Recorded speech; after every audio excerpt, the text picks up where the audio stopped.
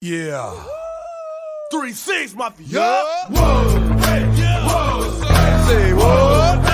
Whoa. 3-6 Mafia. It's going down. Y'all know what time it is. We ain't playing with you. In the club, in the street.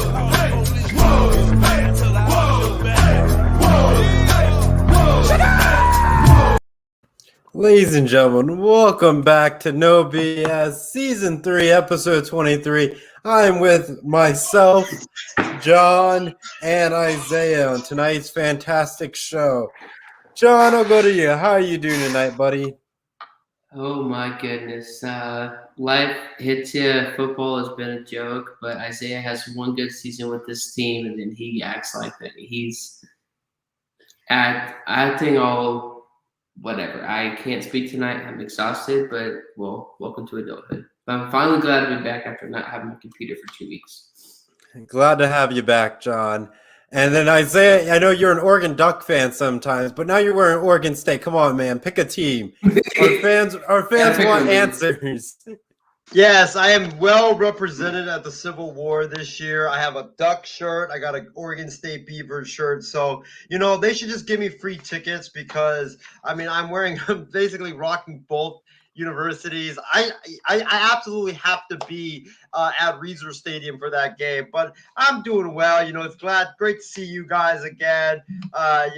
Niners coming off a great win. I was there at the stadium on Monday. It was electric, man. One of my rare Monday Night Football games that I actually get to work, so that was great. And also, Thanksgiving is next week. My favorite holiday is coming up about 8 days from today, so that's freaking phenomenal because you got the turkey, the pumpkin pie, the great food. Then you got the football game, not to mention the Macy's Thanksgiving Day Parade. It's going to be amazing. Can't wait. Thanksgiving is coming up next week. It's going to be great. But we do have an announcement about that, which we'll save for later on in the program. But it's great to see you guys. And let's get this show on the road. All right, let's get it going, ladies and gentlemen. I know we got basically our segments tonight is some college football, NFL, our pigskin pick'ems, and our Power 5. So that's a quick, rundown of what we got going on. So let's just dive into some college football. Obviously, the new college football rankings came out. The top 4 haven't changed, so it's still Georgia, Alabama, Oregon, Ohio State. 5 through 7, really haven't changed either. Cincinnati 5, Michigan 6, Michigan State 7, 8 is Notre Dame, 9 is Oklahoma State, 10 is Wake Forest, 11 Baylor, 12 Ole Miss, 13 Oklahoma, 14 BYU, 15 Wisconsin, 16 Texas A&M. Thanks, Isaiah. 17 Iowa, 18 Pittsburgh, 19 San Diego State, 20 is NC State, 21 is Arkansas, 22 is UTSA, 23 is Utah, 24 is Houston, and 25 is Mississippi State. Gentlemen, obviously the top 7 haven't really changed. But as we're getting down to the final 2 weeks of the season, we're going to get some interesting matchups in the Big Ten, I would say, to really push the top, 3 teams in the Big Ten duking it out to, get into the college football playoff spot. And Ohio State is the team to beat, but Michigan State needs some help along the way, but also Michigan needs some assistance as well. But it really boils down to, who gets over the leapfrog and all that stuff. But I'll go to Isaiah to kick us off. Isaiah, what do you think of this, the committee selection of ranking these schools on how they are ranked? I'm not surprised because when you looked at this past weekend's games, you looked at it and, Georgia was obviously one of the most dominant teams. They whooped Tennessee 41-7. And ladies and gentlemen, Isaiah just like loses that. again. Please stand up for the MI6 Sports Network national anthem. Put your hand over your heart. Isaiah loses again. Isaiah loses again. 23 years of losing. Isaiah loses again. Thank you. You may sit down. Well, I guess we'll read some comments in the meantime until we get Isaiah back. Jeez. So Kiersey Wilson says, hi, guys. And she is looking to Thanksgiving herself. All right. Mhm. Isaiah has returned, ladies and gentlemen. Let's get back to his take. Isaiah, welcome back. I read 2 comments from Kirsty Wilson to keep us going, but resume your statement on what you have to say. So sorry about that. I was having some technical difficulties over there. But before I get back into my take, I gotta give my guy Adam Barber, my co-host on Kicking It with Isaiah and Ace, a huge shout out. For his comment. He says, the only BS I need is beers and sunshine. 100% absolute fact, Adam Barber. You nailed it, man. That might be the comment of the show right over there. But back to my take. Like I said when I was giving my take before the technical difficulties cut me off.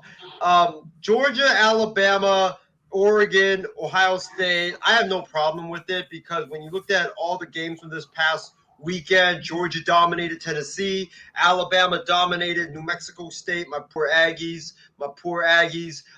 Oregon, they had a really strong win over Washington State. They were in total control of that game from start all the way until finish. And then Ohio State dominated Purdue in the shoe. So it was a no-brainer that these top 4 were going to stay the same because everybody just dominated their opponent. Nobody had a sluggish game or nobody slept. Number 5 and number 6, Cincinnati dominated their opponent. Michigan, they rallied to beat Penn State. That was a very impressive win. Michigan State, I think Michigan State, a lot of people are, complaining about Michigan State being below Michigan. For this week, I'm actually okay with it just because Michigan State struggled to beat Maryland. And Michigan, even though they had to come back, but you had to take into consideration that it was a hostile environment. It was a road game against Penn State. Anytime you go into Penn State, into Happy Valley to play the Nittany Lions, that's always a difficult task. So I actually agree with the committee putting Michigan ahead of Michigan State just for this week because I think that Michigan State, I think they kind of looked ahead to their game against Ohio State and really struggled against Maryland. And then Notre Dame, Oklahoma State, Wake Forest, not a surprise. Baylor over Oklahoma, not a surprise considering the fact that Baylor beat Oklahoma last Saturday. And then the other thing that I really am noticing from these rankings is I would say UTSA, the University of Texas San Antonio.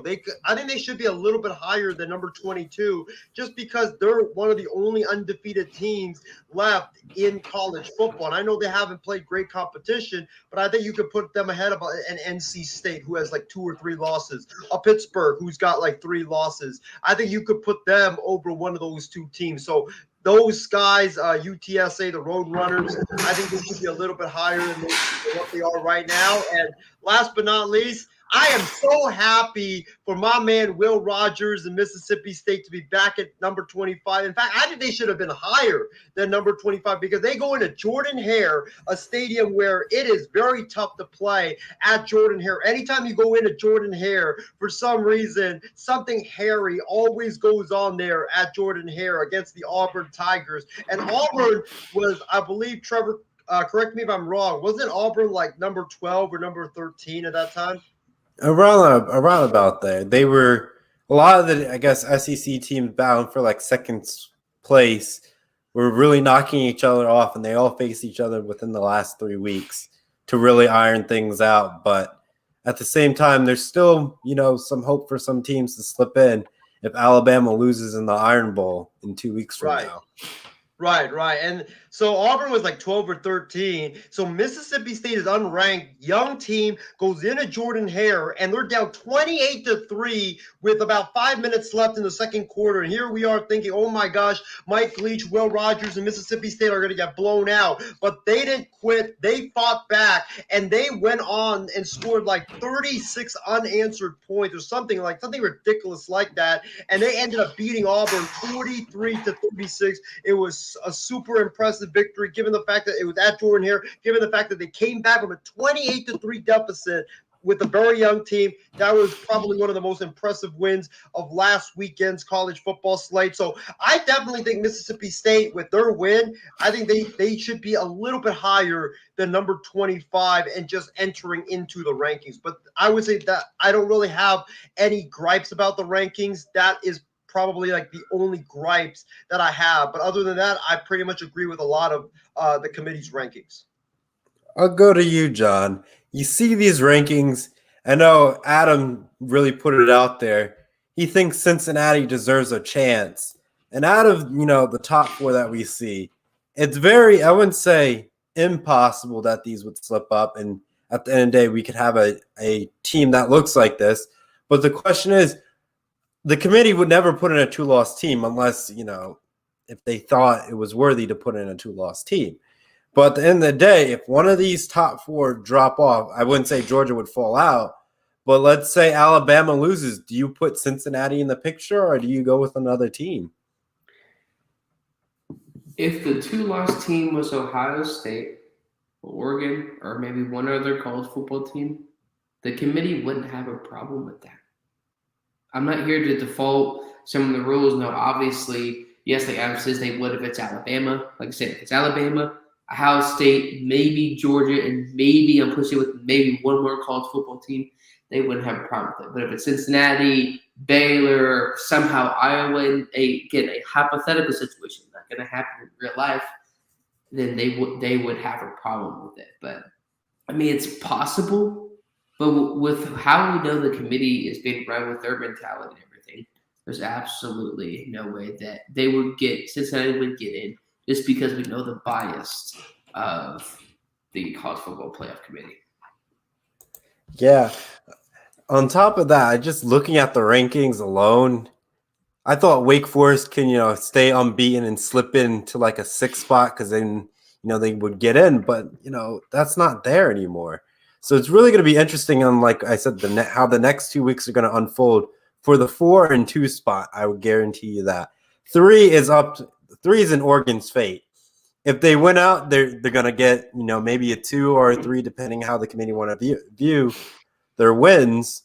But at the same time, they could easily choke away and basically knock themselves out because it would be their second conference loss, and that kind of eliminates them from like almost, I would say, a conference title in there. Yeah, I will also say this. I think about the argument about Alabama. I think if Alabama, let's say Alabama plays Georgia close, right? They play Georgia close and they lose by 3 or even lose by a touchdown. I think that they would put Alabama, a 2-loss Alabama team in over an undefeated Cincinnati, just because I just don't think the committee likes group of 5 teams. And you've seen in the past where the committee's eyes, Alabama is like up here, and the people can't see me in what I'm pointing at right now. But Alabama's viewed very highly in the committee's eyes, and the group of 5 teams, the committee's view on them is just like, okay. But I think if Alabama were to play Georgia close, if they were to lose by 3 or even a touchdown, I really think that they would put Alabama in over Cincinnati just because they view them very highly, and also the fact that Alabama draws views. So, and you need the marketing ability. So I think that's why they would put Alabama in. So for me, I just don't see a path for Cincinnati to get in no matter what they do. I mean, they basically need Ohio State to lose, Oregon to lose to Utah this weekend, and then Alabama to lose to Auburn. That's like the only way I see Cincinnati potentially getting in. Yeah, I'm going to have to agree with you on that. But, ladies and gentlemen, we're going to have to add in another person. It was a good night until And ladies and gentlemen, we're adding Shree to the mix. Shree, welcome aboard to No BS. How are you tonight? Doing well. It's been a while since I've been on a show, so excited to hop on and talk some college football with you guys. Also very excited for this next segment that's upcoming. But of course. I'm sure you're so excited about this one. You didn't need any coffee or Red Bull or anything. This is your source of caffeine for the day. Just naturally excited. Well, I'll let you. Natural. That's a bunch of no BS. Yeah, let me give my 2 cents on the rankings real quick. 2 things that I noticed is the inconsistency yet again by the committee in terms of their logic of ranking teams, right? So you see here Michigan's ranked 6th and Michigan State's ranked 7th, but Ohio State's ranked 4th and Oregon's ranked 3rd, right? So do head-to-heads actually matter, or do head-to-heads don't mean anything? Because clearly, Michigan State beat Michigan head-to-head, and Oregon beat Ohio State head-to-head, yet they have 2 different ways of ranking these teams, and it's just absolute inconsistency, and it's just blasphemy by the college football playoff. And I remember on ESPN they had the college football, the head of the college football playoff ranking come in and kind of talk to why they had Michigan ranked ahead of Michigan State. And he said, and I quote you, he said, by a lot of our metrics, we see that Michigan is a better team than Michigan State. So despite the fact that Michigan State beat Michigan, we're going to rank Michigan ahead of Michigan State. Yet I could use the same argument for Ohio State and Oregon. Ohio State has the number 1 offense by far in the country. Oregon doesn't. Ohio State didn't lose to an unranked Stanford team that's just god awful. And Ohio State also has, better overall statistics and a better FPI ranking, a better, point differential, more turnovers. They basically best Oregon in every single category except for total defense. So if you're looking at the more complete team, and if you're actually using that as a committee as an argument for why you're going to rank one team ahead of the other, I don't see how you can rank Oregon ahead of Ohio State and then rank Michigan ahead of Michigan State. At least be consistent in your logic. And secondly, in terms of the Alabama 2 loss, that is absolutely not going to happen. I will guarantee you, if Alabama has 2 losses at the end of the season, Cincinnati's getting into that playoff. I think the committee just loses all their credibility if they put a 2-loss Alabama team that struggled against the likes of LSU and Florida in the playoff over a Cincinnati team that's gone out there and beat every team that they had to win against. And who would Alabama's most quality win be? If they did end up winning out and losing to Georgia, maybe an Auburn, maybe a Mississippi State, Ole Miss. I don't know about you guys, but Notre Dame's ranked ahead of all of those teams. So how do you put in a team with 0 losses? How do you leave out a team with 0 losses and a more quality win than Alabama because they beat Notre Dame on the road? Alabama's best win right now is against number 12 Ole Miss. So again, how do you have a 2-loss team that struggled against some very bad competition, that doesn't have a quality win? How do you put them in over an undefeated team that's beat a Notre Dame team that the committee themselves have ranked ahead of Ole Miss? How do you leave that team out? I just don't know how you do it. And if they do put Alabama in with 2 losses, it is clearly just a play for more ratings, for more money, and they lose all credibility, in my opinion, and in the opinions of a lot of people that aren't SEC or Alabama fans. And I just don't think that the committee would risk that damage to their reputation among a lot of the college football committee by leaving Cincinnati out and throwing in a 2-loss Alabama. So yeah, that's basically the 2 kind of takeaways I have from the rankings. I could get into nitpicky and say, how are some of these SEC teams ranked so high? How is Texas A&M number 16? I don't know. How is Mississippi State 25? I completely disagree with Isaiah. I think the Auburn team that they played was very overrated. We saw them lose to Penn State, and Penn State's not that good, as we've all seen. So I do think that, again, SEC keeps getting the credit despite the fact that the on-field performances say otherwise. But that's pretty typical at this point from the committee. So my main surprise here is Ohio State and Oregon and ranked the way they are, and also completely disagree with what everybody else has said, or Isaiah particularly has said about Alabama being a 2-loss team that gets in. I don't think there's any chance that happens.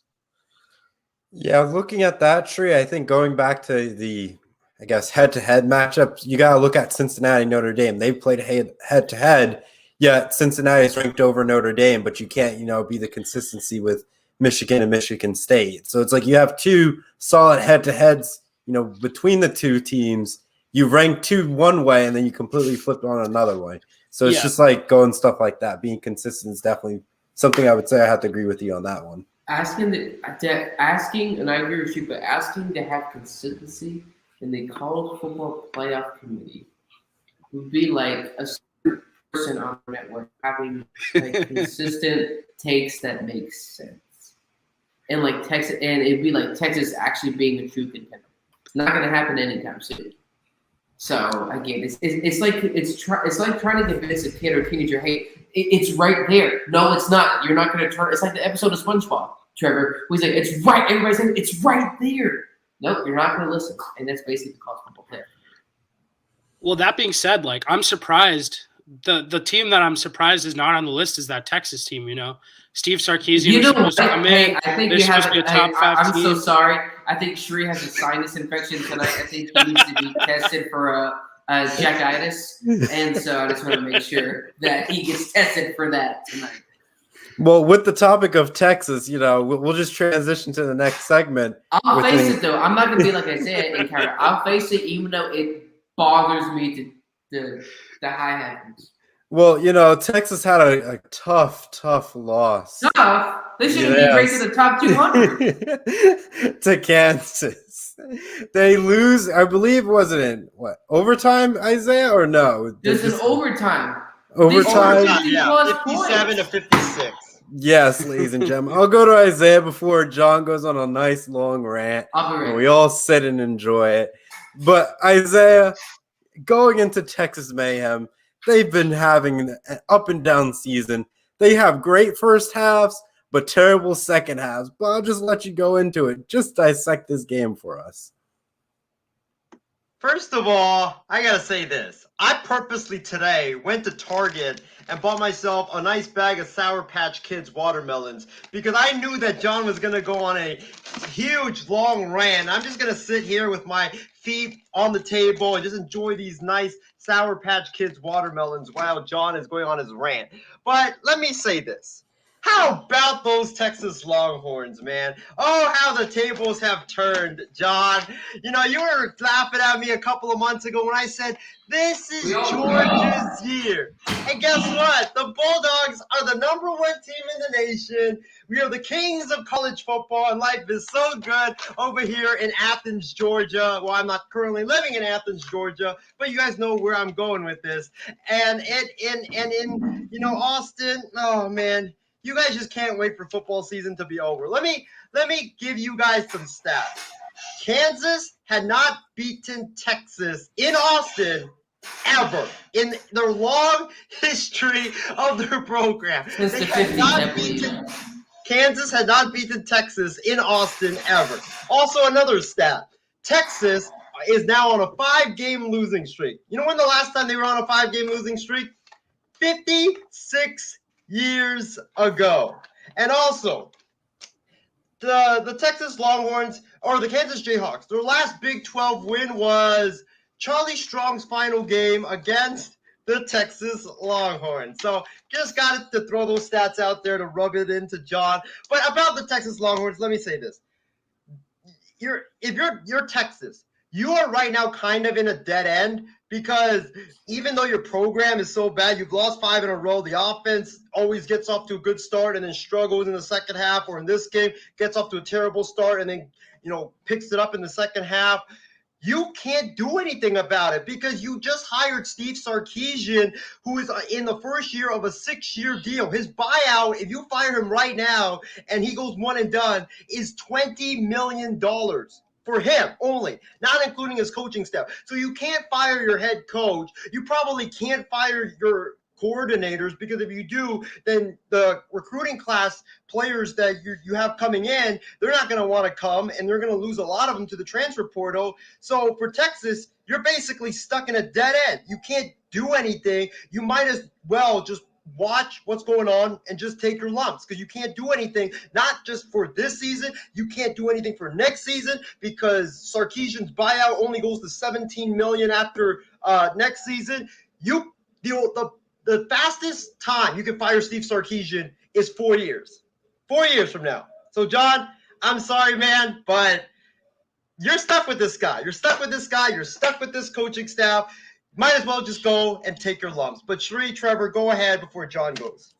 I'll let Shree go. Texas struggling, and they're looking to go to the SEC. This is a terrible way to, start your campaign and try to say we're going to be a good team in the SEC. Shree, I'll go to you. What does Texas need to do to turn this program around? I don't know if there's anything they could do to turn the program around. I mean, you're a Texas recruit and you see them lose to Kansas at home.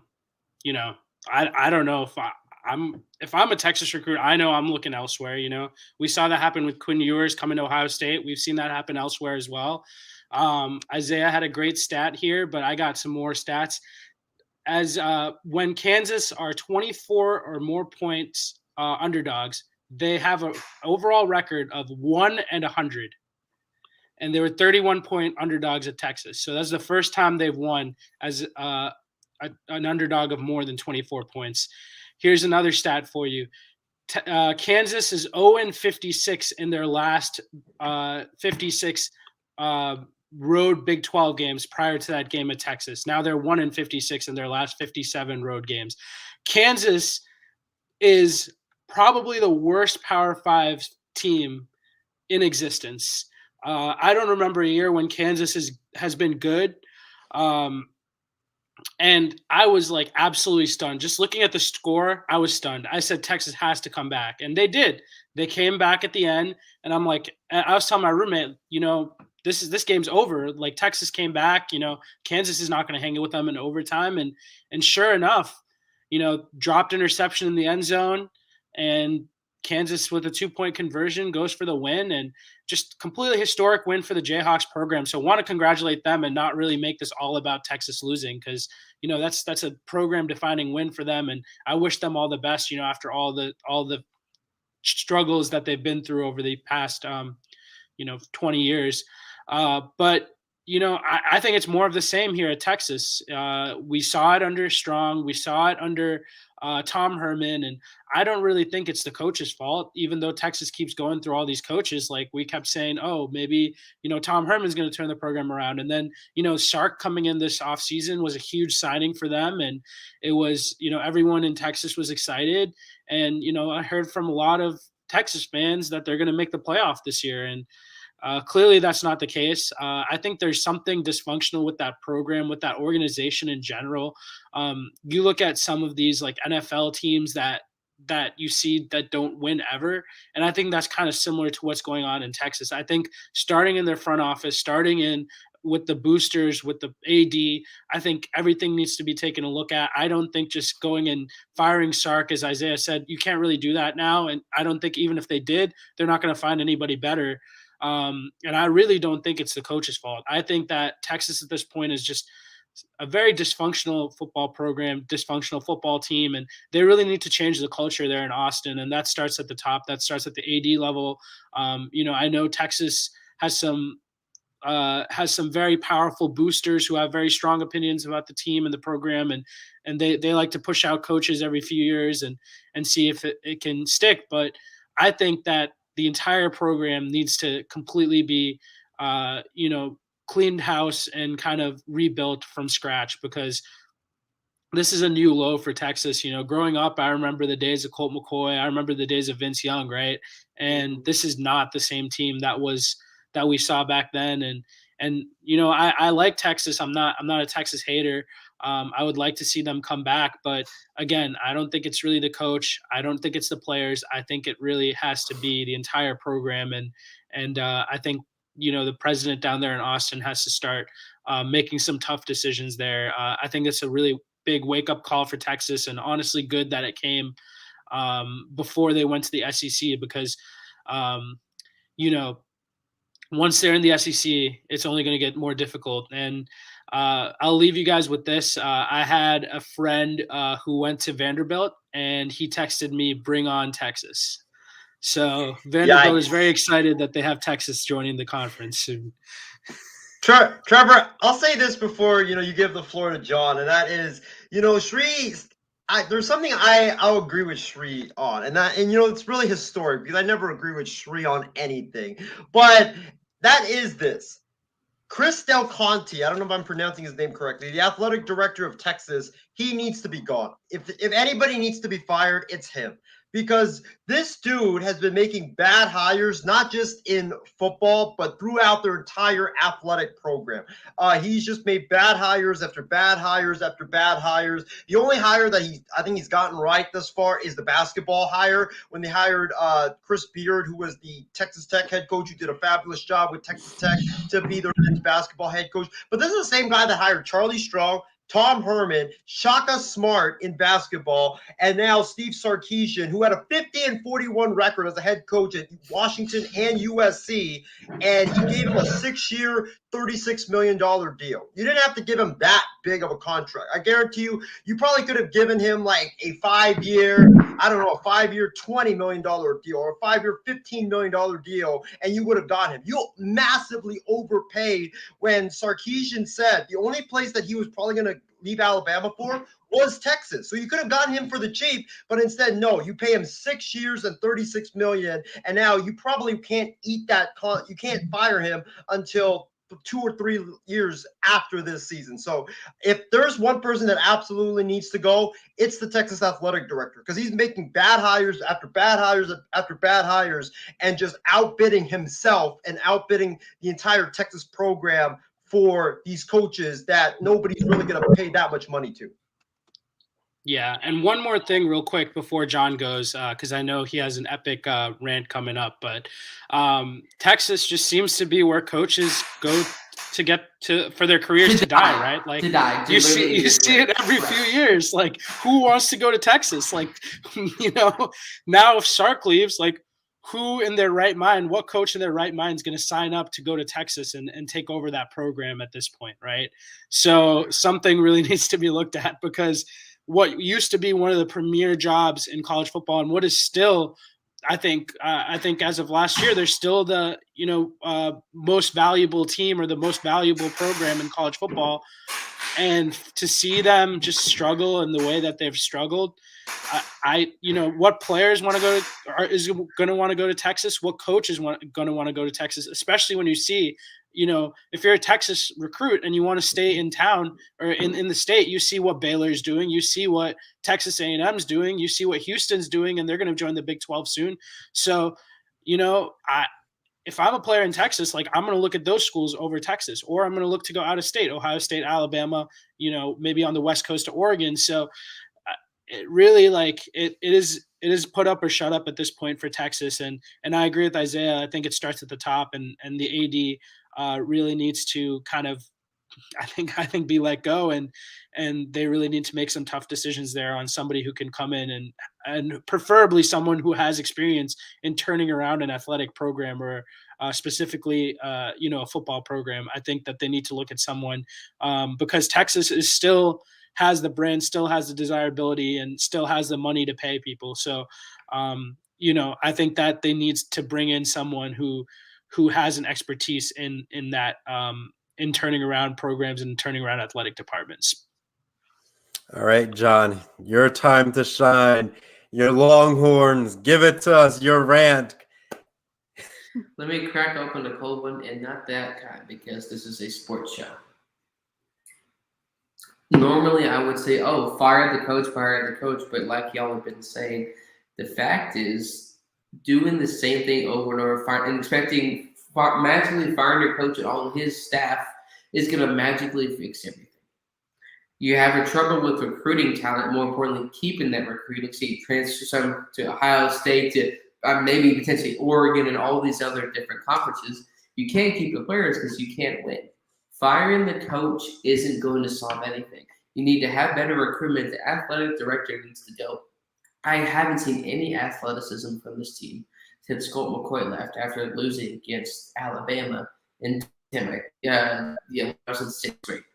That team, they could run the football, they could take leads, they could come back in games. But the problem is, even going back to Sam Ehlinger, is that they weren't even a great football team then. Because even if the record show, oh, you're 9-3, 10-2, the fact is, the only way you played well was playing from behind. And you can't do that. With that being said,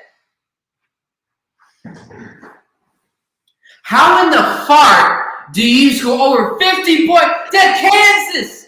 What do you go to Kansas for? Not to only maybe the Chiefs until maybe Alex Smith is here. Not for ribs, not for barbecue, not for dating, not for bars, no nothing. 52 points? Are you serious, Steve? Wait, there's something called the first, second, third, and fourth quarter. This isn't college basketball when I forgot as a kid, I didn't know. There's only 2 quarters. You actually have to play defense. What about all gas, no brakes? You probably had your gas tank's been empty for the past 4 to 5 weeks. How do you lose to Kansas? Their streak was like 1 in 100, and that one win was against you, Steve. I'm not putting all the blame on Steve, but the fact is something is wrong in the organization. You can say the coach, I think maybe he could be the guy. But if you're always going to blame it on the head coach, then you're kind of deflecting the blame on other parts of the organization that have to be addressed. Recruitment, athletic director. Clearly, there's no leadership in this organization. I mean, you talk about discipline and all gas, no brakes, and clearly your brakes have been out for 4 to 5 weeks. So clearly, you need to get those. You need to be sponsored by Goodyear because your brakes are broken. Clearly, you need to get all new tires. You need to repaint this organization. You finally, after week 1, say, okay, this quarterback, maybe he's pretty decent. Let's see where it goes, even if it doesn't translate to wins. He backed Sam Milligan for 3 years after Sam Michelle transferred to SMU in the 2018 offseason. So now you have to find another new quarterback. You finally find a decent running game. But what does the defense do? Oh, no, we're just going to be sponsored by Butterfingers. We can't figure out how to tackle the football. We're just going to stand here and let the offense go 3 to 4 plus 100 yards. Even if you won this game, it's not a good win. This is Kansas. This is not the Chiefs. This isn't Alabama. This isn't Oregon. This isn't Ohio State. You have to be kidding me. I've seen toddlers with better discipline when they're trying to learn how to potty train. Apparently, this defense might as well, everybody needs to just take a lap, sit back, drink a cup of coffee, and just take the rest of the season. You shouldn't be taking the top 50, top 75, or top 100. You should be ashamed and lead the Big 12 right now. It is disgusting. It is. I mean, how do you what's it like 40 plus points? You go into overtime against Kansas. If it was maybe, let's say, obviously this is hypothetical. Let's say if it was like an Oregon or Ohio State in the hypothetical, that may be a little bit different. It's a team that has an example of winning the past couple of seasons versus a team who Charlie Strong. You made Charlie Strong look like a decent head coach with UT. Him and Tom Herman had the same record against OU. You made Spencer Rattler from a potential Heisman candidate to now a 4th or 5th round pick. This guy's on the bench now because of your team. On the first play of the drive, you scored. Your defense was playing well. And supposedly their starter is gone, or he's on the bench. He's pissed. And then in the second half, you're just like, you know what? Let's just act like nothing ever happened. Your backup came in near the end of the first half and lit up. I don't know if it's a discipline. I don't know if it's athletic. You got to find different people to Texas. And the athletic director, because they're just seemingly like the team doesn't want to play. And if you're automatically going to assume blame and say, oh, it's all on Steve, but then we're just being unrealistic. When you lose so many. Ishmael's comment, John. Here's another stat for you. Oh, Texas has given up 55 plus points in its history 12 times. 2 of them have came this season under Steve. See, if you put all the blame on Steve, yes, the defense isn't tackling worth nothing, but it seems like their identity is like the Atlanta Falcons in the NFL. Are you trying to go to the playoffs? Are you trying to tank? You move Matt Ryan's contract from the early 40s to the low mid-20s, and you're trying to figure. You trade Julio Jones, Pat Gurley, hopefully he comes back healthy for his mental health, all that. And then you go back to UT. It's like you play in the first half, and then you establish the run early. You've seen our quarterback up until this point have a couple of deep passes, and then the second half you completely let's do what worked in the first half, and then you do the exact opposite. That's like with Isaiah Sports takes in his sports potential comments on the team winning. Do what he says and do the opposite. It's just like your mom. Do the exact opposite of what Tony did, so therefore you don't risk your life. That's what Texas is doing right now. It just doesn't make any sense. You let them score 50. You let them go to overtime. You make New Mexico State look average. And this team hasn't done anything since before probably Isaiah's parents were born. If even then. The problem is now. Yes. Texas signed the AD This- for a You 15-year, don't need to be sponsored $500 by million Ultra. extension. You don't need to be sponsored by Monster or Rockstar or Full Throttle. I think your coffee, caffeinated mornings. Let me see what show John, and I appreciate it, or whatever. It's all good and fun. So let's see what show John is on, and let's just troll him. The fact is with Texas is we're trash. We can't do anything. We literally, let's say the football is right here. Oh, I'm going to catch it. Oh, no, I'm going to drop it. I mean, what is his logic? You had one receiver a couple years ago. He played pretty decent. You could have stayed a couple more years and developed his game. Now he's been on 3 or 4 teams in the NFL, and he's with the Jaguars right now. And he's undrafted to the Saints. So you can't keep recruits. You can't play defense. You for some reason, change your identity. And it doesn't make sense. It's like when you're at a job, whatever y'all do for a living, you say, okay, we do it A, B, C, and D. And then to the next quarter, let's do it D, C, B, W. That's what UT is doing. I don't understand what logic you're doing.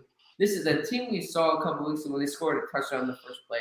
That's what they did back in the day. They had great receivers. They had defensive players.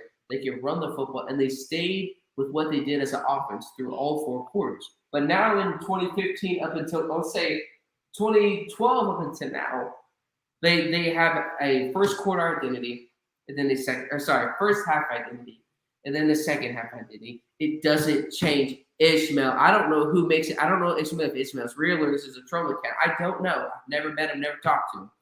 But no, it's not me because that wouldn't make any sense. I'm talking to myself. That would be put in the mental asylum. That's not the point. Texas isn't bad. Now, this year, it's going to be a long road. If you're signing Steve to that much money, you're either really committed to him long term, no, because you can't be the same. You can't be letting your head coach go after 2 or 3 years. You can't just be letting go of all your staff. Because then how is that going to solve something? It takes a couple of years to develop a program. We say that in the NFL, but that's also important in college. I'm not saying that to make an excuse for Steve losing games. I would say a couple weeks ago, yeah, fire Steve, but then what would that do? You're repeating the same football situation time and time. It's that same time loop that they try to put Loki in multiple times. It's going to same thing over and over and over. Just what you saw in the What If episode. And real Marvel fans, I say, oh, that's not DC. Batman's not in it. But at the end of the day, Texas, I'm not begging you to not fire Steve. I'm saying don't. Because magically firing Steve in the defensive coordinator, even if the contract was financially less, like you said, like it could have been, it's not going to solve your problems. You need to change your recruiting style. You need to have a better athletic director. And you got to keep your identity the same as an offense. Like you see that with y'all's team in the NFL. They do this in the first half. Let's do it continuously in the second half. That would be like let's say we had a blowout. We had a couple of blowouts in the NFL this in the past 10, 11 weeks. Imagine if what they did in the first half. They run the football. In the second half, let's just go a bunch of screen passes and play action. And you have 4 to 5 picks and lose the game. That's Texas right now. There is no reason why you should let Kansas score 50-plus points. I mean, it's the same team years ago in 2015. We weren't close, but it was like close to like springtime. And we were, I think, in the beginning of March Madness or right before that. And then the guy goes to half court, shoots the ball, and wins the game. That's how Texas program is in.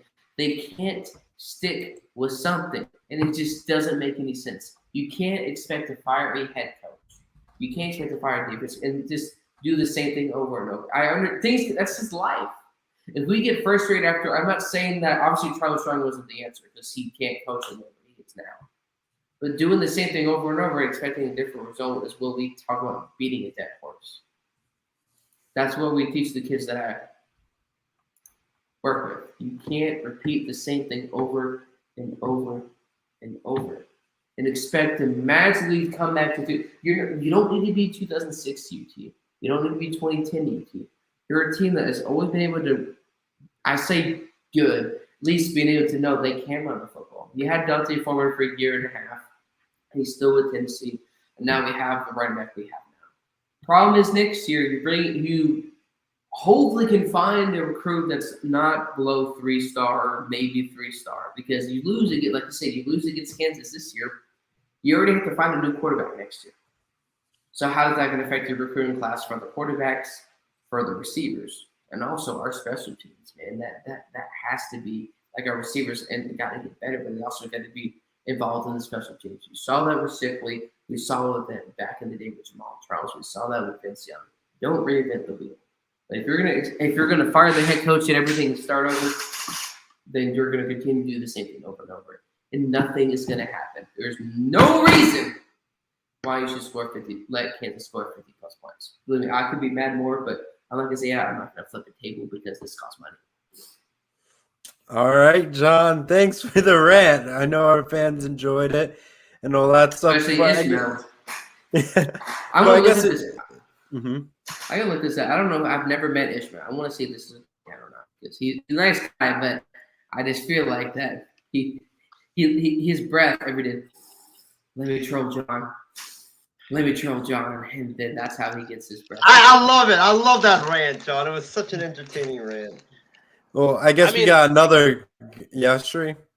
I mean, I completely agree with John. Like, because it's about time. I was just, when he was on his rant, I just went and looked at, the top recruits in Texas from, this past year in 2020, and the, top 5 recruits in Texas, or top 6 recruits in Texas, did not go to UT. Now, when I was growing up, that would never happen. Texas got 5 of the top 6. Forget 0 of the top 6, right? And you look at, who's in the top 6? You see someone like Kayvon Thibodeau at Oregon. He's in the top 6, right? You see someone like Jackson Smith and Jigba at Ohio State. You see Garrett Wilson at Ohio State. Caleb Burton's at Ohio State. You see all these Texas wide receivers going up to Columbus. It's almost like Columbus has home turf. Did we just lose a recruit a couple of weeks ago too? That he transferred from Texas. That's another example right there. It's you just can't keep your offense. Yeah, Quinn Ewers grew up a huge fan, and I'm just talking about Ohio State guys here. I don't know about, other teams, but off the top of my head, I can name 5 players on Ohio State that are solid to, top All-American level talents, and they all, grew up in Austin, grew up around Texas, grew up in that tradition, and to see these kids continually pick Alabama, A&M, Ohio State, all these other schools over Texas, that is just unacceptable for like the Texas athletic program. And that needs to stop. I don't know how they're going to stop it. Like I'm not, an expert in terms of that, but they need to start, when Ohio State used to lose to Michigan every year under John Cooper. And this is before I started watching Ohio State, but I've heard a lot of fans talk about it, the main reason they kept losing to Michigan is because Michigan out-recruited Ohio State, especially with the Ohio guys. They had some of the top players in Ohio go over there. Charles Woodson went over there. I believe Desmond Howard was also an Ohio guy that went over there. So you see a lot of these extremely talented Ohio guys, and they were going to Michigan. And what Ohio did and what Jim Tressel did was come in and make sure to recruit from the state of Ohio, make sure to get those top guys that are in state. And that turned around the program, and that turned around, the series against Michigan, as we all know. So I think similarly in Texas, whoever comes in, whoever's turning it around, they need to make it a point to get out to these kids and to get them to stay in state, because there's no state that produces as much college talent as Texas. And the fact that, all these guys are going to Columbus and balling out is just completely unacceptable for a Texas team. And I'll add one more thing. There is somebody who's happier than Isaiah and I at Texas losing. and that is Dan Mullen and Florida, because it deflected from their atrocious performance on defense against Samford. Sorry, not Stanford. And it's crazy for me to see, growing up, obviously Texas and Florida were two of the top programs in the country competing for national championships every year. And to me, that shows, how great the consistency is at like programs like Alabama or Ohio State, to where they're able to compete year in and year out. And they haven't, and knock on wood, they haven't really gone through the cycles that these teams have gone through. You tell me in 2010 that Texas is losing to Kansas and Florida has given up 50 points to Samford, I would have said you're crazy. But 42 points in the first half too.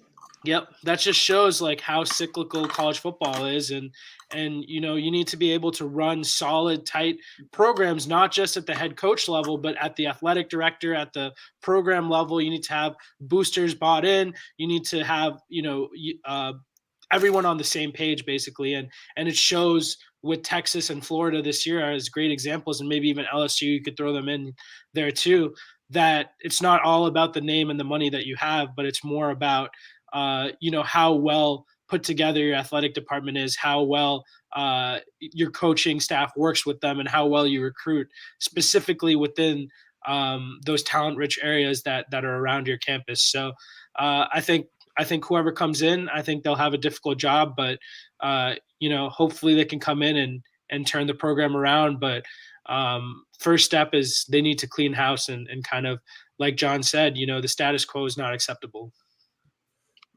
All right. Now we got another big heated, debate topic. Who's the better head coach, Jim Harbaugh or James Franklin?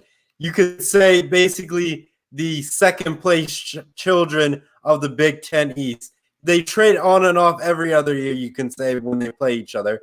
But the question is, who's the better coach? James Franklin has been to a Big Ten championship game where Jim Harbaugh hasn't. But Jim Harbaugh hasn't beat Ohio State, where James Franklin has done it once. So who's truly the better coach at the end of the day? I'll go with Shree because I know we've had this, conversation before. But who's the better coach? It's got to be James Franklin. You talk about he went to the Big Ten championship. He not only went there, he won the Big Ten championship. And then also you see that he has beat Ohio State. He beat them once. I'm not saying either of these coaches have had great success against Ohio State because they haven't, but Penn State has played them a lot closer over the past years than Michigan has. And additionally, Michigan gets better recruits usually than Penn State. You look at a lot of these Michigan draft classes and you see, I think it was, in 2019 when Michigan had a very bad season, and you look at the number of draft picks they have, and they had as many draft picks as Ohio State did, and Ohio State went undefeated that year till they lost to Clemson. So I think to me, like, having the talent and just not being able to win in the big games, I really think that James Franklin, although he's not great in those categories either, I think he's marginally better than Jim Harbaugh is. And if I'm hiring a coach for my program, I would hire James Franklin over Jim Harbaugh, and that's a pretty easy decision for me. So I'll have to go with James Franklin. Yeah, and also throw on top of that, you got to look at their bowl game records as well. Michigan's bowl game records for like the last 5 to 7 seasons hasn't been pretty underneath Jim Harbaugh, where James Franklin and Penn State have been controlling their destiny and dominating. And like, remember to guess was like 2017 or even 2018 when the Big Ten almost won every single bowl game but Michigan. So it kind of goes into the factor of like saying, all these other Big Ten schools can handle that business, but Michigan is slacking in the bowl game department. So it's like winning championships in more important games, I would go with James Franklin. But if you're looking over more like that recruiting and the brand name, Jim Harbaugh gets that with just the name of Michigan. If he went somewhere else, obviously you'd be lower tier and you'd be like in the middle of the pack of a conference in the Power Five. So it's like at the end of the day, if you move, let's say, them to USC, I would probably say I could see James Franklin winning, a couple Pac-12 championships there, where I could see, Jim Harbaugh doing the same result that he is doing at Michigan. I could easily see that happening. Yeah, and let me add one more thing real quick. I have to give props to Jim Harbaugh for their win at Penn State. You know, I thought for sure they were going to lose at Penn State. That's a game that Michigan always loses, right?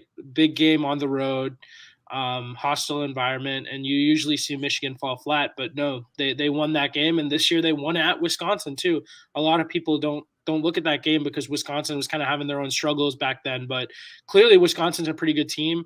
You know, Camp Randall's another difficult environment to play at. So they've won some big road games in Nebraska as well. Obviously, we saw Ohio State, Michigan State have their struggles with Nebraska too. So the fact that Michigan pulled off all three of those road games, to me, they're slightly different this year than they were in the past. And that worries me a lot as an Ohio State fan. And I think it's going to be closer than a lot of people think it will be when we play them. But I have to give credit where credit's due. You know, to date, Jim Harbaugh has not really performed well in those big games, but this year with this team, I think he's definitely in a much better position than he has been in the past, and I'll give him credit for the great turnaround because after last year, no one had any expectations, and to come out and be number 6, it's a credit to him and it's a credit to the Michigan program.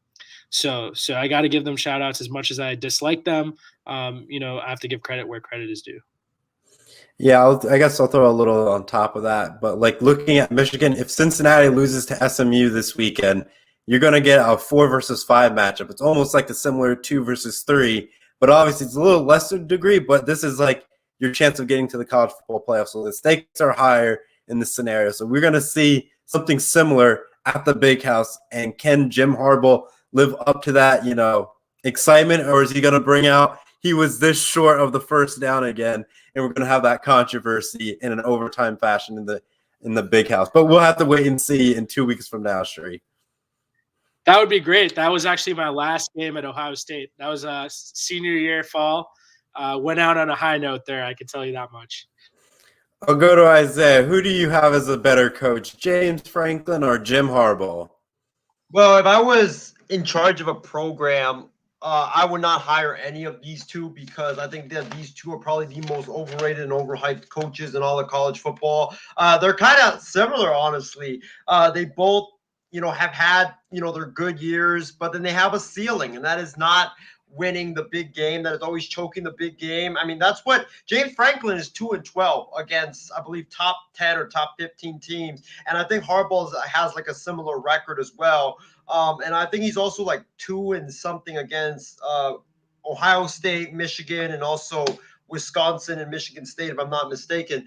But when I look at this, you're basically asking me to choose between overrated and a little bit overrated. It's like, it's a difficult decision, but I'm going to go with Jim Harbaugh. I would choose Jim Harbaugh just because I think that when you look at Jim Harbaugh, people forget he had a lot of success at Stanford, and they were in the Pac-10 at that time. And let's not forget, Stanford at that time, before Harbaugh took over, Stanford was kind of like, you know, New Mexico State. They weren't that good. I mean, I remember tickets at Stanford Stadium to go to Stanford games before Harbaugh took over and turned that program around.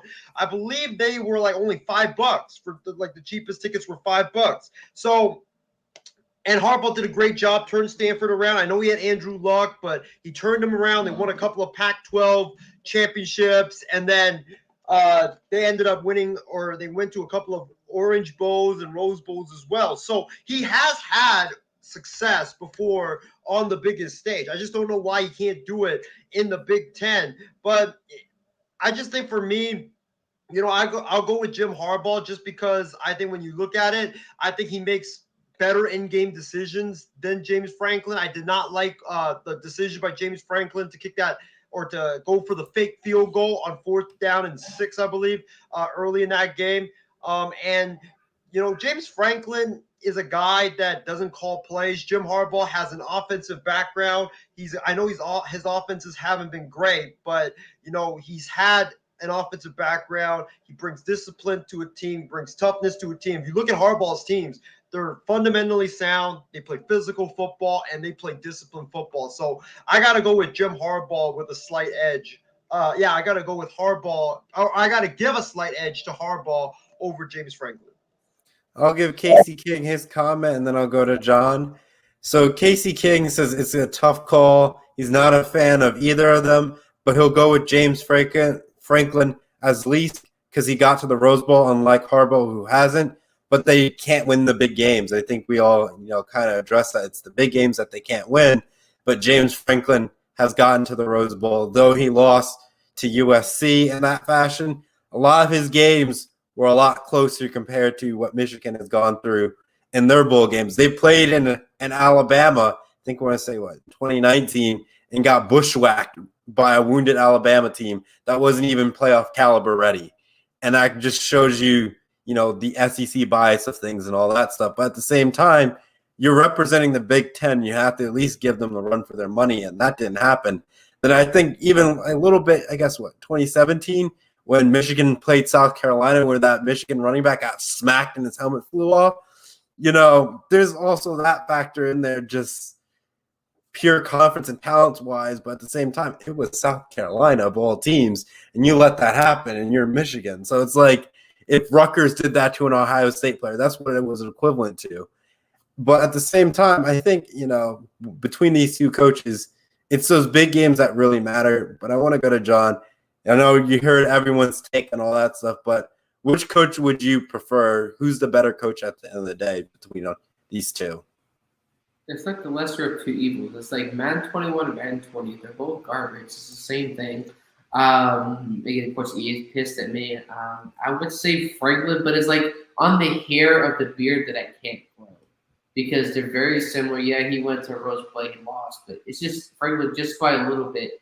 But it's on that hair of the beard that I wish I could grow. Yep, I guess we can bounce to the NFL real quick and just keep tonight's program going. We're running a little behind schedule, but we'll keep us on, track. We'll just blow through the 49ers topic for the NFL, then we'll go to our pigskin pick'ems. So for the 49ers, they're in the hunt for their playoff spot as Isaiah pulls up our picture. They have a chance to slip in and at the wild card spot. Their current record is 4-5.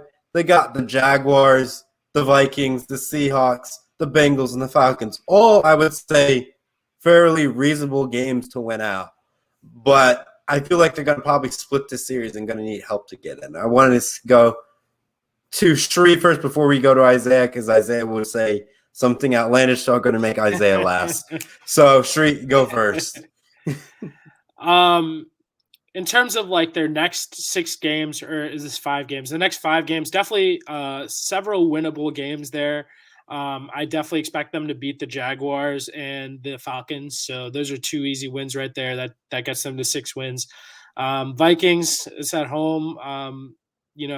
As much as I would want the Vikings to win, I don't think they're going to win. I think everyone except Stephen Wang would probably pick the Niners in that game. So I'm going to go with the Niners there.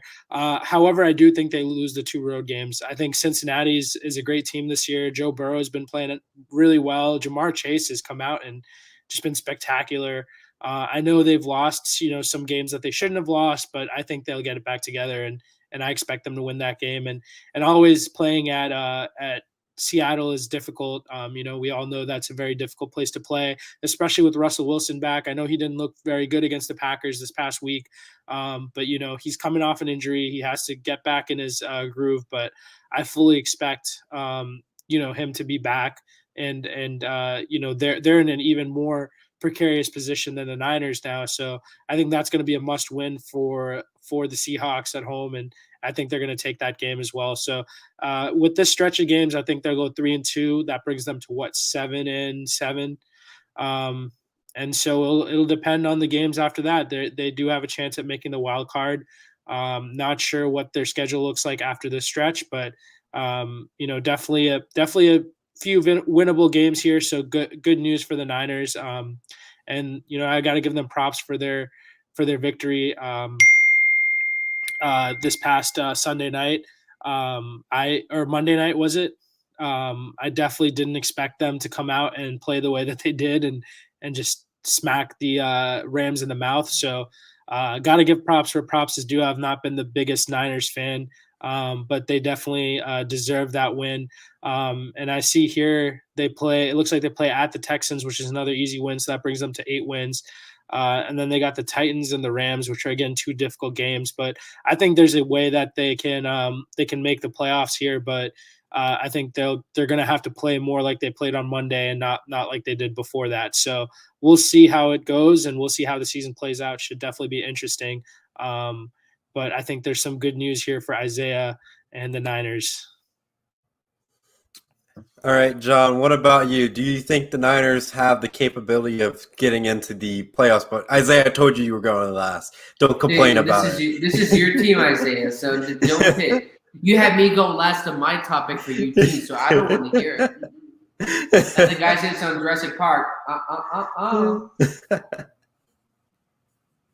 Honestly, though, he's the same guy that said the Jaguars will win the AFC South. So that's obviously been out of the picture since the beginning of the year because you drafted first overall for a good reason.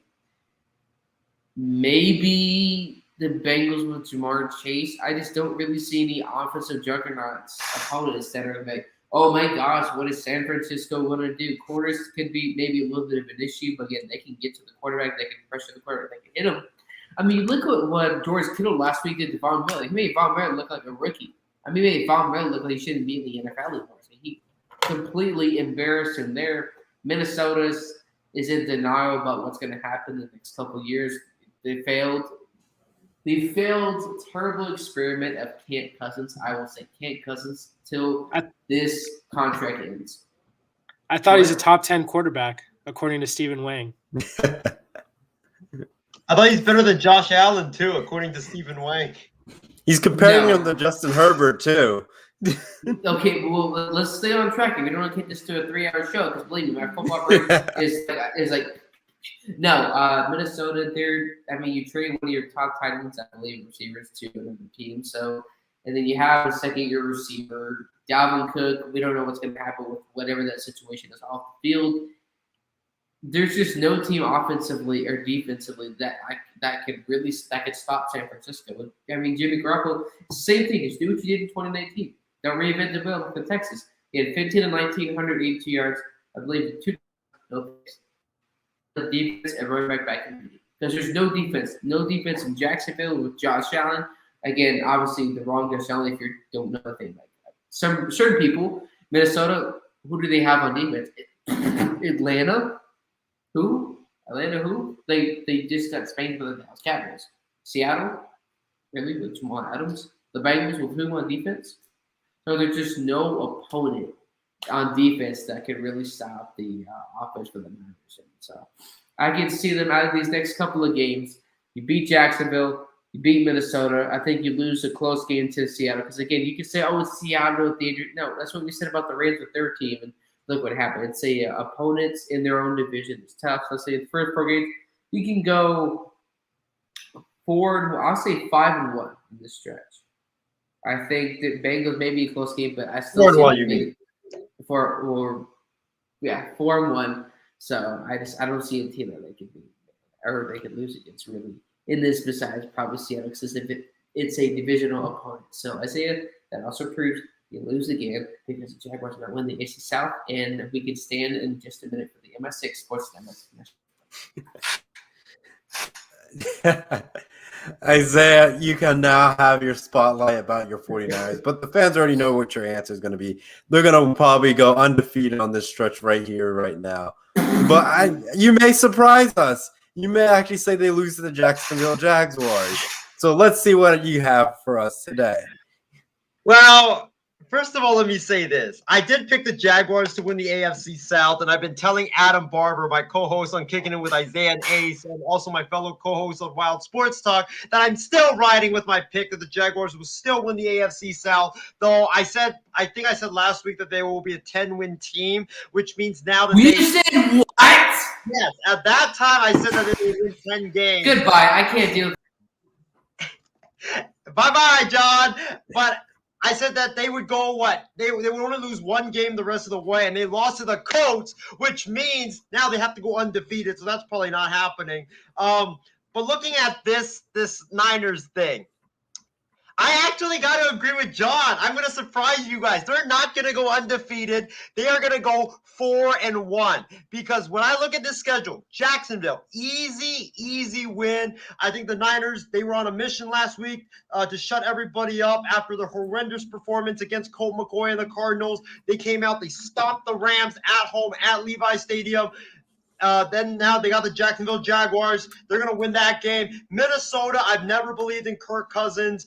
They don't have a defense whatsoever. I know my guy Stephen Wang will be at that game at Levi Stadium with me. So we'll see. He might as well just bring like 6 boxes of tissues because he knows that he will be crying during that game when his Vikings are getting pounded. I don't believe in the Vikings. I don't fear the Vikings. The Vikings are probably the most bipolar team in the NFL. One week they look like they're headed to the Super Bowl, and the next week they look like they should be basically they're the Longhorns of the NFL.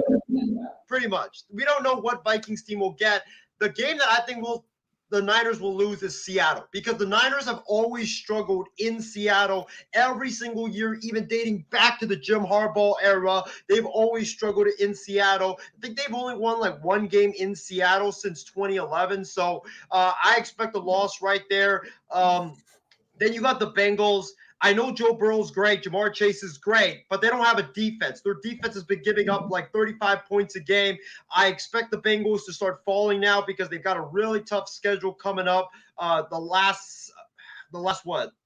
They've won 9 games. The last 8 games of the season, they got a really difficult schedule coming up, and I would not be shocked if Zach Taylor gets fired after the season is over. And then the Falcons, they got Matt Ryan. Shanahan knows what Matt Ryan and that offense is all about, having coached him. So he will be able to help the defensive staff be able to create a game plan to suffocate Matt Ryan and that offense. I think the Niners go 4-1. And when you look at it right now, if they go 4-1, they're 4-5 right now. They will be 8-6. Entering the final 3 games of the season. And right now, the Rams have the top wild card. No surprise there. Then you got the Saints, who are 5-4, but they lost their quarterback. They now are stuck with Trevor Siemian as their quarterback. I think they will be going on a downfall lately to end the season. And then the 7th wild, or the last wild card, is the Carolina Panthers. They're 5-5 right now. The Niners only a half game back, and the Niners are also a half game, or no, they're tied with the Minnesota Vikings for that 8th spot. So I truly believe that they will overtake either the Saints or the Panthers for one of the wild card spots, and definitely the Vikings, because if they beat Minnesota, they will not only have the tiebreaker over Minnesota, but they will have it record-wise as well over Minnesota. And Minnesota's got Green Bay coming up. They got a tough schedule. Carolina, I don't really believe in Cam Newton, honestly. I think that the game against Arizona, that was a fluke. I think we'll see Cam fall back down to earth. And then the Saints, I don't trust Trevor Siemian. I think out of all these 3 teams that are gunning for the wild card, I think you could say that Jimmy Garoppolo is probably the best quarterback out of all these quarterbacks. Stop it. Oh, please, man. Stop it. Who? You said what? You take Jimmy Garoppolo over Trevor Siemian? Yes. Wait, he said, yeah, he said I would take. Shouldn't even be the conversation for NFL backup. I said I would take Jimmy Garoppolo over Trevor Siemian. Why are you laughing? How is that laughable? Who had 15, 19, 182 yards and 2 TDs, no picks? You're telling me with a straight. I said I would take Jimmy. Trevor Siemian, who's never been in the playoffs, over Jimmy G. I think you're misinterpreting what I said, Isaiah. I said I would take Jimmy G over Trevor Siemian. Oh, okay. I thought you said you would take Trevor Siemian over Jimmy Garoppolo. No, I would take Cam Newton over Jimmy G, though. I would take Cam Newton over Jimmy G. That's for sure. He can't throw. Okay, we'll see about that. It's a small sample size, but we're trying to keep the show short, so we'll leave that for another day. Anyway, yep. One more thing I want to point out, Isaiah, real quick. You said that you still think that the Jaguars are going to win the AFC South and get 10 wins, right? But you also said the Niners are going to beat them. So how is that possible? Because if the Well, Niners I beat them, said they have It's 8 double losses. jeopardy.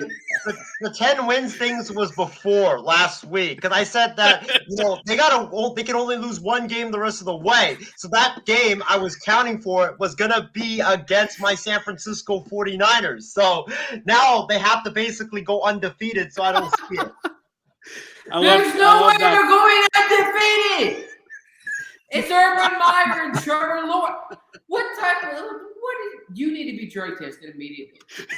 Hey, but I'm not gonna be a coward and back off my take. You shouldn't have made the take in the first place. It's like I tell the kids at work, you shouldn't have made that mistake here in the first place, so you wouldn't be in this position. Hey, I made the take. It's too late to backtrack, so I might as well just ride with it and see what happens. Who knows? Miracles have happened though in the past. I just love how Casey King is keeping Isaiah honest here. Yep. So now Jimmy G's the best. Isaiah, a week ago, you were calling for Trey Lance. No. I never said Jimmy G's the best. I said out of all the 3 teams right now, the Niners are gunning for Minnesota, the Panthers, and the New Orleans Saints, and the Niners. You cannot tell me that Jimmy Garoppolo is not the best quarterback out of Vikings, Panthers, and Saints. What they have. Hold up here, buddy. Yes. I'm an insulter of Kent Cousins. You're going to tell me with a straight face here that Jimmy G is better than Kirk Cousins? Exactly. No. Yes. Let's look at the numbers here because apparently I teach the kids how to do basic math and apparently you can't do basic. Let's look at the numbers. And I can't believe I'm defending Kirk Cousins here. Look what you're making me do. You're making me sick here. Kirk Cousins and his numbers we're looking at right now because apparently this guy needs to be educated. I know what I said. I'll let you go research it and I'll read some comments, John, as you find it. But Casey King says, yes, the Niners have a good chance, to win because they took care of his Rams. But, it's going to be interesting for the next few weeks. And then Kirsty Wilson says more of the lines that the Niners could win a couple of these games, but there's going to be wins against the Jaguars and the Falcons. I could see that as well. John, I know you got your stats up for, our Captain Kirk and company. So what you got for us? To me, defending Kirk Cousins, this is how sick you are, I say, with this sports take. I can't believe I'm defending Kirk Cousins as a passer. 94.6, 128.4, 112.6. Let's look at the overall 18 touchdowns, 2 picks, 104 quarterback rating, 2,434 yards. Let's look at Jimmy Garoppolo's season numbers. And again, injuries are no excuse because you said that somehow Kirk Cousins is worse than Jimmy Garoppolo. I mean, I thought you had bad takes before. Okay. 10 touchdowns, 5 picks, less than 98 quarterback rating, less than 2,000 yards. I'm sorry. How is Jimmy G better? He had what? 3 touchdowns, 1 pick in the last 2 games in Kirk Cousins' numbers. 6 touchdowns, no picks in the last 2 games. 323, 373. I rest my case, Your Honor. He's going to be sent to jail. All right, ladies and gentlemen, court adjourned. He just wins, baby. Like that song. All he does is win. You were insulting him a couple weeks ago. Now he's better than Kirk Cousins? I care What about is this winning. hoopla? Hold on. All he does is win. You're like Austin McGrath's house. It's garbage. That's your take here. How can you tell me with a straight face that Kirk Cousins is worse than Jimmy G? Let me ask you this question. If all he does is win, then why do the Niners have a losing record? Ooh. Well, because everybody is injured. What do you expect? Because the excuses. What are you going to do? You expect him to win with a bunch of JV guys from high school? But you said all he does is win. But you said all he does is win. So he's doing the opposite of DJ Khaled here, right? He's 25-13. He's 25-13. That's a good enough record. Look at that defense. If you're talking about all of Jimmy G, you need to retire from the San Francisco 49ers organization right now because that is absolutely binoculars. And you do realize, right, to beat the Vikings, we wouldn't even need Jimmy G to. So if you don't need Jimmy G, then how is he better than Kirk Cousins if you don't need him? Because does that make any sense? He wins. Just to get up ESPN. Stop it.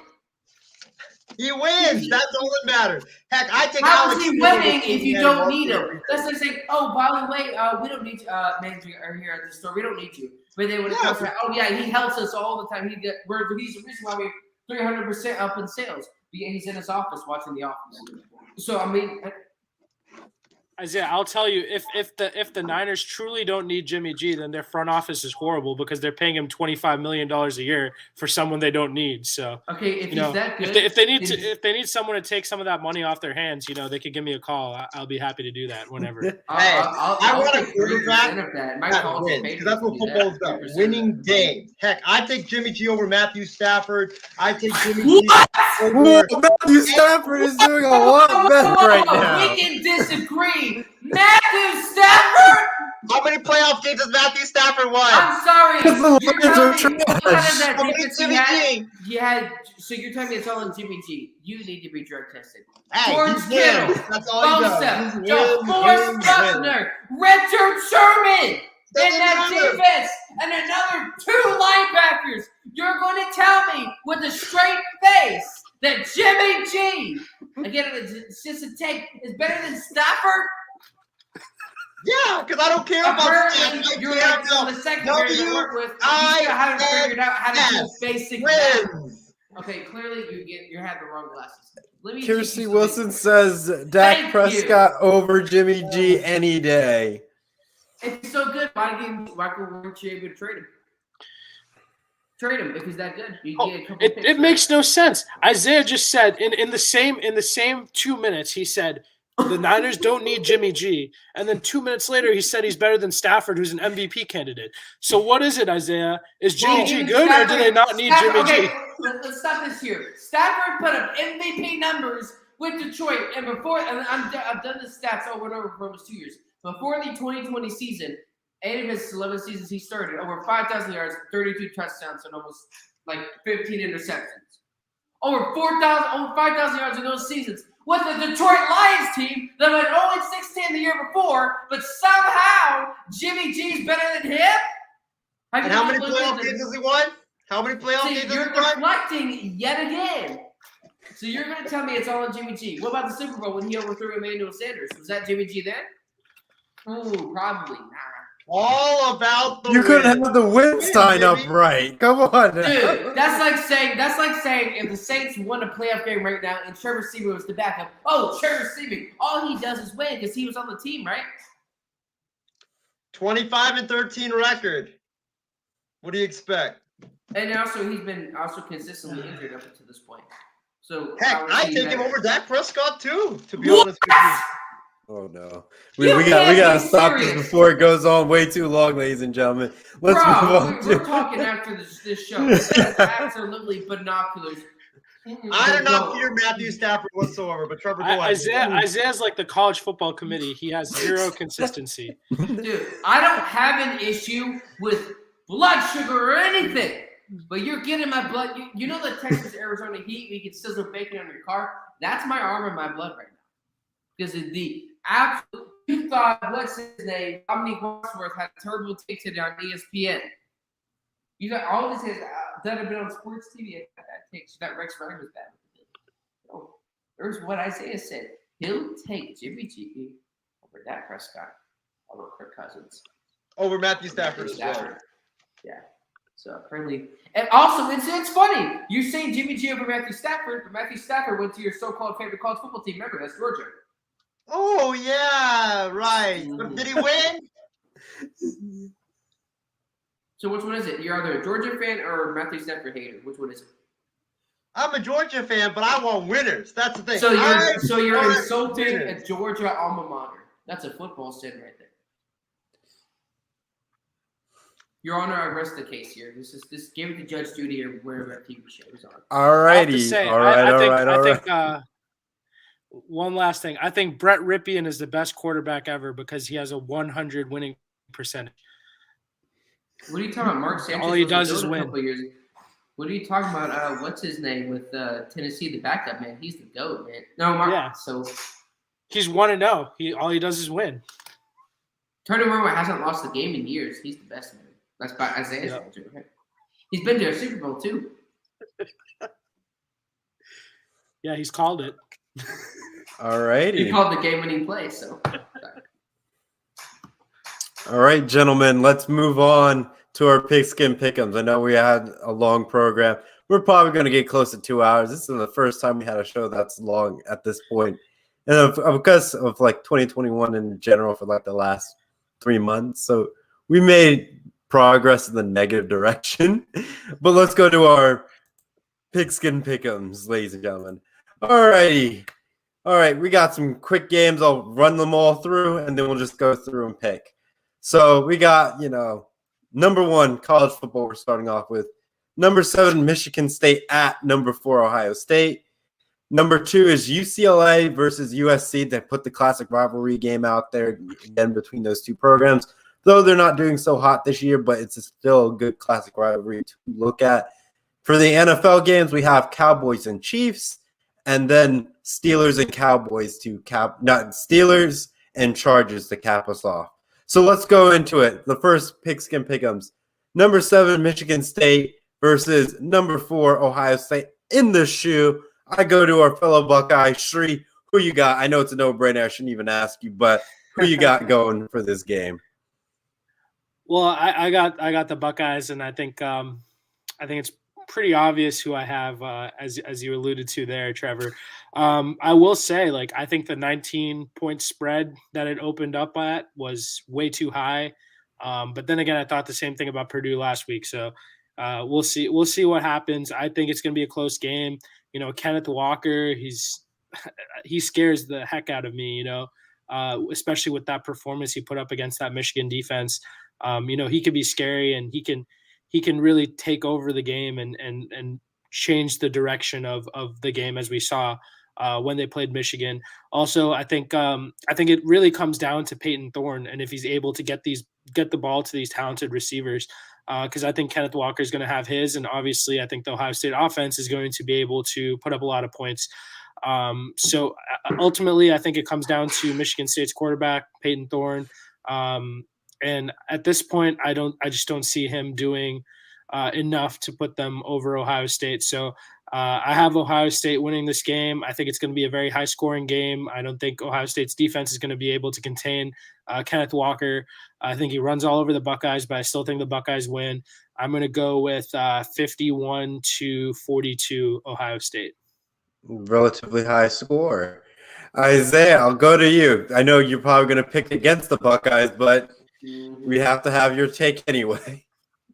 First of all, whoever made that 19-point spread needs to be banned from ever making those type of gambling predictions again, because this is not going to be a blowout. This is going to be a close game. You have a number 7 team versus a number 4 team. So it's going to be a close game, and typically, no matter how bad they are or how good they are, Michigan State always plays Ohio State tough. So for me, give me Sparty. I am going with Sparty to knock off Ohio State, because what is Ohio State's biggest weakness? It's the run defense, and Michigan State has arguably the biggest or best running back on the planet in Kenneth Walker. He's, I believe, up for the Heisman at the moment, and I think he's going to have a field day. Shree is right. It's going to depend on Thorne. It's going to depend on what Thorne that we get. Are we getting the Thorne that struggled earlier, or are we going to get the Peyton Thorne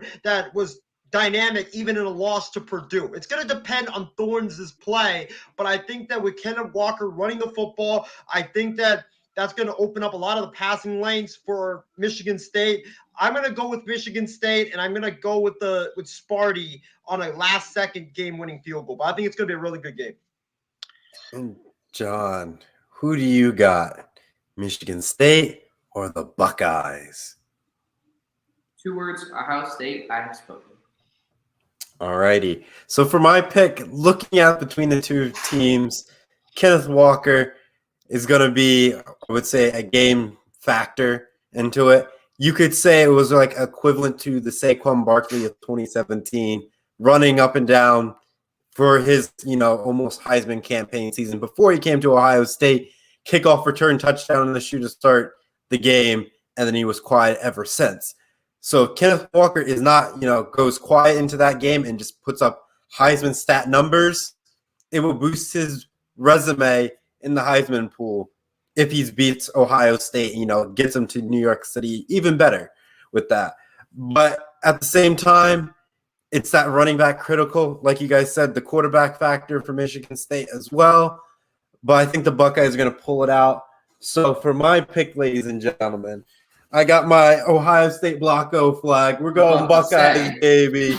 We got the Blocko, baby. So I have the Buckeyes pick on that, ladies and gentlemen. Let's move on to our next pick'ems. We got UCLA, USC. I think it's just a no-brainer. I'll just get mine out of there. I'm going to go UCLA on this one. Rivalry.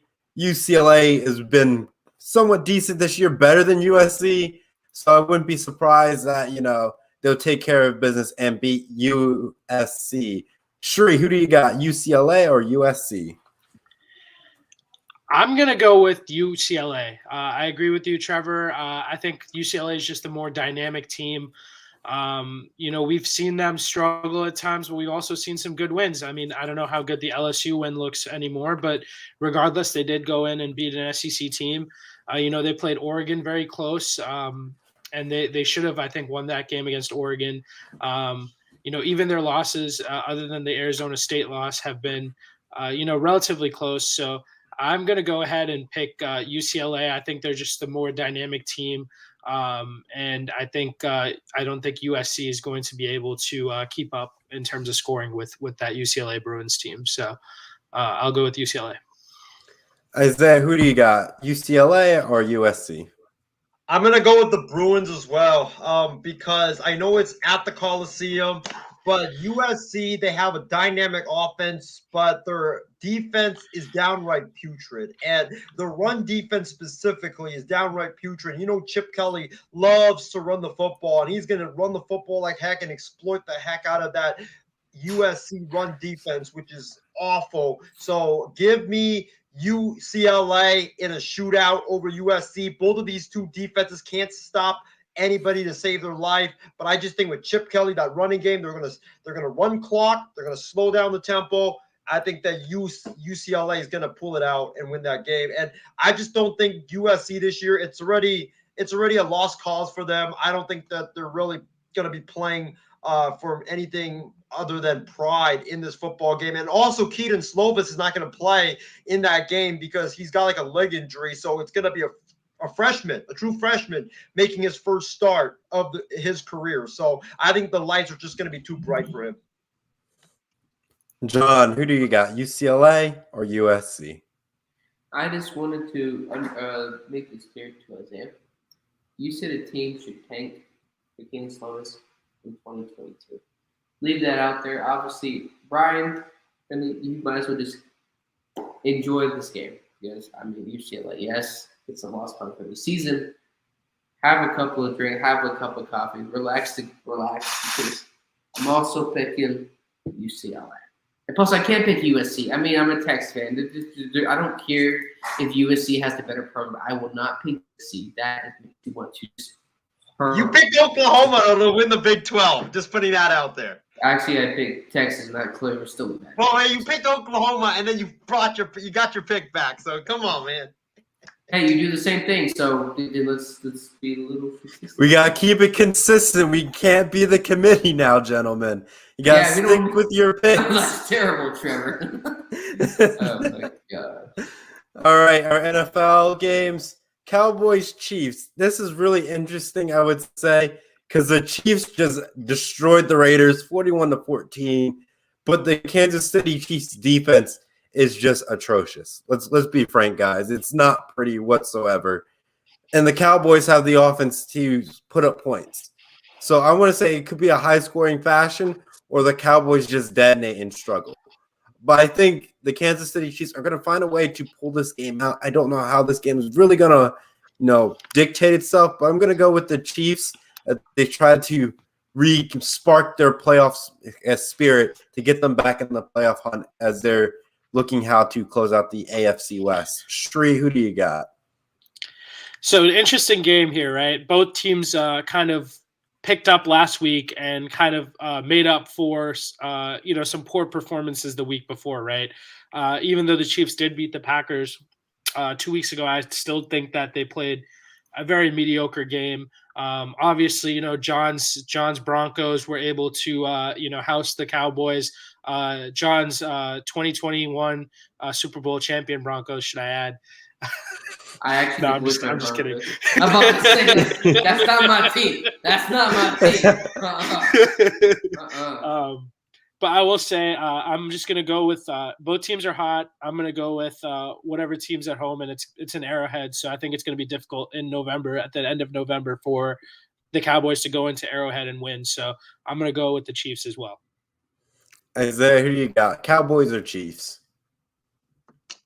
This is going to be a shootout. I don't really see defenses playing a factor in this game. I think it's just going to be offense, and offense. And I think that, man, it's tough because you have one dynamic offense on one side, another dynamic offense on the other side. But I'm going to go with the Cowboys just because I think that their defense can at least get 1 or 2 stops, and that's what I think is going to be critical to winning this game. It's just 1 or 2 stops is going to get you the win in this game.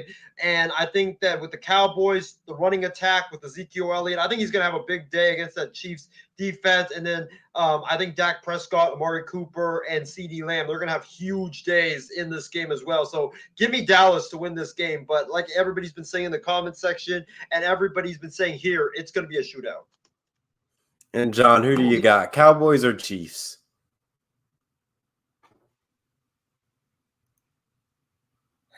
Christy, you need to buy me an early Christmas present. And all the Cowboys fans out there, you owe me a big Christmas present. I'm picking Dallas to win by 2. If this was the Chiefs of 2018-29, I understand that they're back on track against the Raiders, but I'm not here to dismiss it. That's a win is a great divisional win. But who do the Raiders have on defense? You just released your first-round pick. Both of them. Who do the Raiders really have? I'm not here to diminish that, but I'm saying that Diggs being under the first turnover, so Michael Parsons being under the pressure of the quarterback. This makes me sick. To root for the Cowboys, like it's literally every fiber of my being is shaking like Peter Parker in this new movie. It's making me sick. By the same with Diggs, Michael Parsons, and that trio for Dallas, I picked Dallas to win by 2 because think about it, they're beatable. Chargers did it, and I believe I forgot the Bills or somebody else that did it too. So they've lost twice. It's 2 key AFC teams at home. So I picked Dallas to win by 2, but Christy, I expect my Christmas present in the mail next week. All right, gentlemen, we're going to wrap this up. We got Steelers and Chargers. Obviously, the Chargers had a tough loss with the Vikings. Wasn't pretty in all that fashion. But then the Steelers go ahead and tie with the Detroit Lions, 16-16. I don't know how these teams are going to figure this out. Are we going to see another overtime game between these two teams? I don't think so. I'm going to go with my Chargers. They are hungry. They are looking to get back into the AFC West race and trying to win that division. I think they're going to come out on top and try to be dominant with Justin Herbert and their offensive pass-out attack. It's just been so aggressive with Keenan Allen and Mike Williams and Jared Cook and Austin Eckler. That team is just loaded offensive-wise to really move the ball up and down the field without a problem. Obviously, defense has to make some key stops against the Steelers' offense, but I think the Chargers are going to pull it out in this game without, I wouldn't say too much trouble, but at the same time, who knows what could really happen between these two teams. And then we could always get in our famous group chat, the Chargers lose again. But I think the Chargers are going to take care of business and get this dub in this game. They're not going to lose to the Steelers. I'll go to Shree. Yeah, I agree with you, Trevor. I think the Steelers are not a 5-3 team. They're probably the worst 5-3 team I've ever seen in my life. They should have lost last week to the Lions. They should have lost 2 weeks ago to the Bears at home. With some bad calls from the referee at the end of that game. Like, I couldn't even believe what I was watching. In reality, the Steelers should be a 4-5 team. So going into the Chargers, I don't even think it's going to be close. Mason Rudolph plays, Ben Roethlisberger plays. I really don't care. I think the Chargers are going to win by 20 points. So I'm picking Chargers 42-20. Isaiah, who do you got? Steelers or Chargers? Sorry, Callan, but The Chargers are going to win again on Sunday. The Chargers are going to win this game because I, like Shree, don't even believe in the Pittsburgh Steelers. Mason Rudolph is going to play in the game as Big Ben. I think he has to miss this week and then next week a couple more days because of the COVID list. So, and I just don't like Mason Rudolph. I never have been a fan of his game. I think he's an absolute scrub. And then now Minkah Fitzpatrick is probably not going to play as well because he's out with COVID too. So he's going to have to miss that game, and he's their captain of their defense. So without one of your best secondary players, without your starting quarterback, with your backup quarterback who played like crap last week against the Detroit Lions in Pittsburgh, there's no hope for the Pittsburgh Steelers. The Chargers are going to win this game again. Sorry, Callan, but I think the Chargers win by at least 2 touchdowns. John, who do you got? Steelers or Chargers? Just like last year, the Steelers are like a lot of these so-called social media gurus or social media people on Instagram. They're frauds. They're not going to do anything. We saw when they went 10-0, 11-0 last year. They were the worst 11-0 team. Records are deceiving. I'm not picking the Steelers. There is no way. Minkah Fitzpatrick is out because of COVID. Big Ben's not playing for a couple weeks. He's probably going to retire after the season and head to retirement. So I'm going to pick Justin Herbert and the Chargers to win this game by 10, 15 points.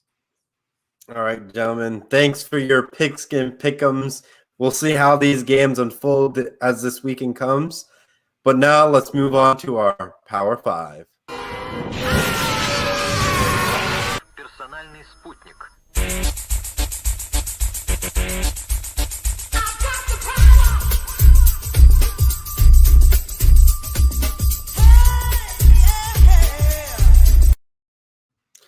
I know Thanksgiving is right around the corner, but our Power 5 kind of ties into that theme. I know we could probably push it more towards a different part of the week, more towards next week, but since we're going to have our Thanksgiving special, Saturday coming up and trying to figure out our schedule and putting that on together.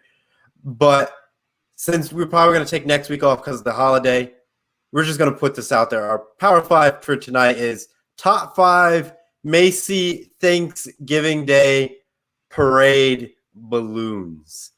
I'll go to Isaiah. What do you have for your 5 favorite Macy's Days parade balloons? Don't say Clifford. Don't say Clifford. All right, so I'm actually going to give an honorable mention to start, and that is the giant turkey balloon because, you can't have a Thanksgiving Day parade without a turkey balloon, and the giant turkey balloon is typically a staple on the parade. So that's got to be one. It's a staple of the parade. It's been there ever since the parade started in 1920. So that's got to be an honorable mention. It's got to be mentioned. But let's go to number 5, and I got some of these pictures here for all of you guys. Number 5 on the list, it's got to be the Kool-Aid Man, Look at this right there. I mean, whoever had this idea to pick the Kool-Aid Juice Man as a balloon, that's a genius idea. Plus, he's skating on his skateboard. I mean, how swaggy is that as well? So that's got to be number 5. Number 4 on my list is, it's a very tough one. But you know what? And I'm trying to get the picture uploaded, ladies and gentlemen. So please excuse me. Okay, I'll go with this one first, but it's this one. The Diary of a Wimpy Kid guy. It's Greg Heffley. That's Greg Heffley. Greg Heffley. This balloon right here, I think it was showcased, I believe, in 2008, if I'm not mistaken. But it's perfectly resembles Greg Heffley. It's like Greg saying, like, "Oh my God, help me!" as he's falling down on the ground. So that's number 4 on my list. Number 3 on my list, another one that is probably a staple as well of the parade, and as I'm uploading this right now, there it is, the SpongeBob with the Santa hat, because the Thanksgiving parade is typically a bridge towards Christmas. It's something to welcome Christmas in, so that's number 3. Number 2 on my list. Number 2 on my list is this is actually a good one. Number 2 on my list is gotta be this one right here, and that is the Charlie Brown football one.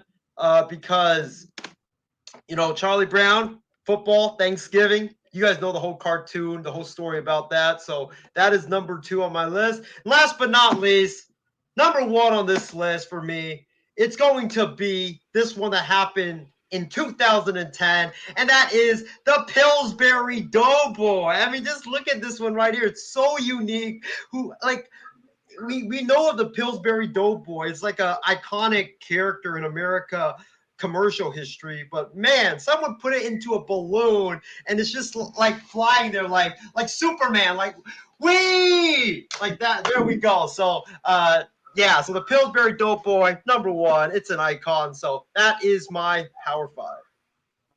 John, do you got a Power 5 for our Macy's Days balloons? I do.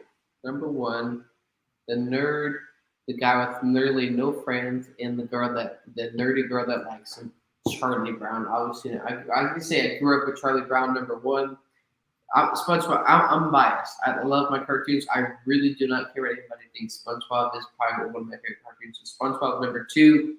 Number 3, though, I believe it was Square. Did Square do it a couple years? No, I think it's something else. But I said Charlie Brown, SpongeBob, Snoopy. I know it's going back to Charlie Brown, but still, those are iconic characters, though. I mean, I say maybe as a point with Pillsbury Doughboy, but Turkey because it's closer by Christmas, and I say his team again. All right, I'll read Kirsty Wilson's. She got Garfield, Sloopy, but Snoopy and Woodstock, SpongeBob, the Minions, and yes, Pikachu. As you can see, I was in Ohio State mood. I almost said Sloopy. Sure, do you have any that you could call off the top of your head?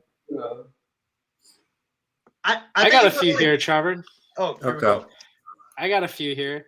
So I got Sonic the Hedgehog from back in 1993. That used to be one of my favorite games growing up, so got to give him some love. That's number 5. Number 4, I got the Charlie Brown, as you guys said. Always a Thanksgiving Day classic to see Charlie Brown. Number 3, I got Bullwinkle J. Moose. So that was a throwback there, and they had a Bullwinkle balloon, which is a Trevor will understand the significance of bullwinkles at Ohio State. So reminds me of the good times back in the day. So I got to go with that at number 3. And then number 2, I got the SpongeBob SquarePants, as you guys said, classic kids character. Used to love seeing that when I was a kid. And number 1, I got to go with the new one for this year. They got a Baby Yoda balloon. So I got to go with Baby Yoda at number 1. Nice. Yep. This is all right. So for me, out of no particular any order, I'll just list mine off. So in the 5 spot, we got Buzz Lightyear when they did that for 1 year. Just imagine the Space Ranger with his laser pointing with that. So I put that in the 5th spot. Number 4, I will have to go with Thomas the Tank Engine when they did that another year. So that's a good one that they did. Number 3, I will have to go with Snoopy, but as an astronaut because they had that as well. Number 2 is Kermit the Frog here as the number 2 spot. And then the number 1 is the Mighty Morphin Power Rangers, the Red Ranger balloon. And that is my Power 5, ladies and gentlemen. That's our Grogu balloon, ladies and gentlemen. All that is righty. the Baby Yoda balloon that will be debuting this year on the parade route. Yep. Nice. But now, gentlemen, let's move on to our final thoughts.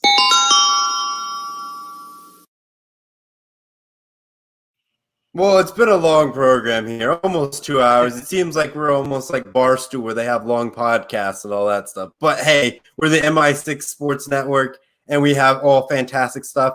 but it's not the MI Sports, Sports Network without technical difficulties, because we had that tonight when Isaiah dropped off. So I think we lived up to all the MI6 expectations. But I'll go around the horn and go to each individual person. I'll start off with Shree. Any final thoughts for our viewers tonight? Just got to say, nice to be on with you guys again.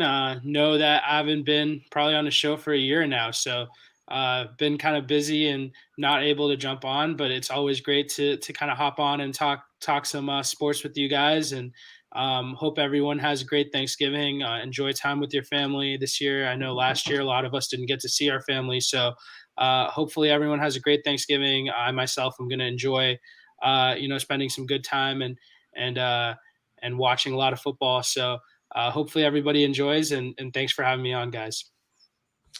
It's a pleasure, Shree, like always. Isaiah, I guess before I go to you, you probably have like a laundry list of things. So I'll go to John instead.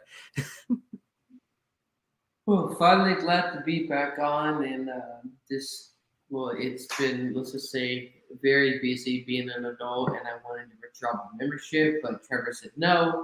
But no, I'm just glad to be back on talking sports, and ready for the potential college football playoffs in a couple months, and then let's see what happens with certain teams, and hopefully maybe you teams have to do something better next year. All right, and Isaiah, final thoughts tonight. Final thoughts was it was a great show. I want to thank all of our viewers for tuning in, like Christy Wilson, Casey King, Big B, Brandon Herrera. By the way, Trevor, there's actually a comment from Big B for you, and he says, Trevor, thank you for making the Power 5. I thought you said thank you for making the Power 5 about food. Isaiah might have some crazy food, or for not making the Power 5 about food. So there we go. Ishmael, Casey. I think we had a couple more. Adam, Corey Goodridge, and my guy Sarge as well. And also, thank you to Shree for hopping on. Like you said, it's been a while since you did a show, and it's great to have you come back, do a show, and listen to me spew some outrageously truth takes here on the MI6 Sports Network. But yeah, it was a great show, and hopefully everybody have a happy Thanksgiving. I'm actually gonna give it to Trevor to announce our plans that we have for Thanksgiving. It's something very special, so you might want to stay tuned for that. But it was a great show. Thank you to everybody for tuning in, and make sure you check me out tonight on the Coast to Coast Entertainment Network. I will be doing Sports Minute in about an hour with Adam and Big B, and we will be talking about, does Patrick Willis deserve to be in the NFL Hall of Fame? Tune in. All right, ladies and gentlemen, that will do it here for tonight on the MI6 Sports Network. Like Isaiah said, we're thinking about having a Thanksgiving Day special, not Thanksgiving Day special, but, a special on Saturday to just, get together, share our thoughts about Thanksgiving, some traditions that we have and all that stuff. Make sure we spend some time on that Thursday with our family and friends, and just making sure we don't do shows that week. So Saturday will probably be our last day of programming. I may throw a 6 for 6, depending if I want to do it Friday night or Saturday morning before, going to College Game Day, because that's coming into Columbus. So we got to make sure I make my way over to the stadium a little bit early so I can see that. But that will be it for tonight's program, ladies and gentlemen. Enjoy your holidays. See you guys Saturday when we try to go with our Thanksgiving special. But that will do it here. So long for now. Take care from the MI6 Sports Network. So long for now. Yeah. 3-6, mafia. Yeah. Whoa. Hey, yeah. Whoa. Say what? Hey, whoa. 3-6 Mafia. Hey, whoa. It's going down. Hey, Y'all know what time it is. We ain't playing with you.